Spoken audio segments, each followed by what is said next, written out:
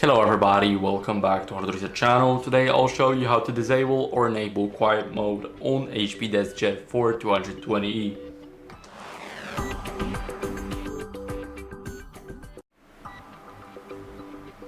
So first, open up the DeskJet here in the HP Smart app. Now scroll down to Preferences and here we have the quiet mode.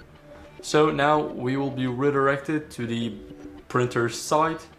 And we have to enter the pin, which is hidden in between the cartridge slot. So I'll enter the pin and I'll get back to you guys. Now after entering the pin, here we have the quiet mode. So here we can click on to enable it, then click apply, and as you guys can see, the changes have been made successfully. Or we can turn it off and then apply it again. So this is how you guys can do that. Thank you for watching. Make sure to leave a like, subscribe, and a comment. Bye.